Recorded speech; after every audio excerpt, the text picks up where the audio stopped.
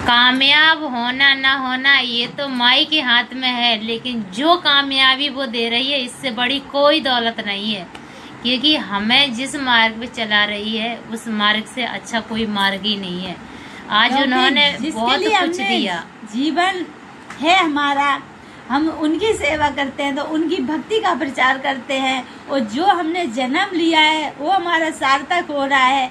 और हमें दौलत भी मिल जाए तो यहाँ खर्च हो जाएगी। कहते हैं ना कि ज्यादा दौलत कभी कभी बर्बादी के रास्ते खोल देती है। दौलत ना हो कोई गम नहीं, लेकिन रास्ते अच्छे होने चाहिए। क्योंकि जब आपके पास विवेक होगा तब दौलत खर्च करने का तुम्हें तरीका आएगा। नहीं तो दौलत होगी और तुम्हारे पास बुद्धि अच्छी नहीं होगी तो तुम कहाँ खर्च कर रहे हो, वही अधर्म के मार्ग पे ले जा सकती है दौलत भी। तो इसके लिए हमारे पास धर्म होना चाहिए और विवेक होना चाहिए। दौलत भले ना हो तब भी हम भक्ति कर सकते हैं और खुश भी रह सकते हैं। दौलत से कोई खुश नहीं रह सकता है। लोगों का मानना होता है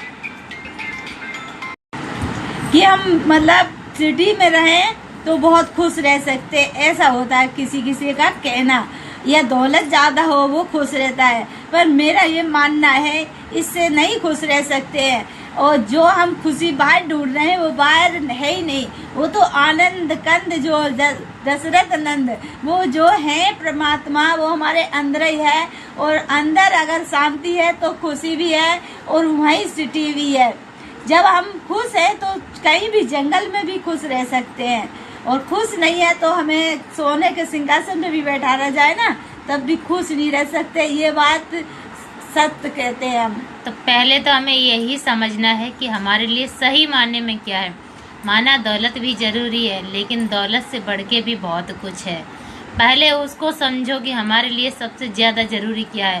पहले के संतों के पास दौलत जरूर नहीं होती थी, लेकिन विवेक और बुद्धि और विचार बहुत होते थे, अच्छे मार्ग होते थे जिससे वो धर्म कमाते थे, उसी धर्म पे चलते थे, अपने जीवन को संवार लेते थे। लेकिन आज हमारे पास दौलत तो बहुत है लेकिन धर्म नहीं बचा है।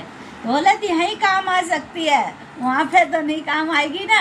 इसके लिए दौलत देने वाली तो वो है माँ कालका, वो है लक्ष्मी स्वरूपा है, और देने वाली वो है तो फिर उन्हीं के चरण पकड़ लो, दुनिया वालों के क्यों पकड़ने का। जय माई कालका।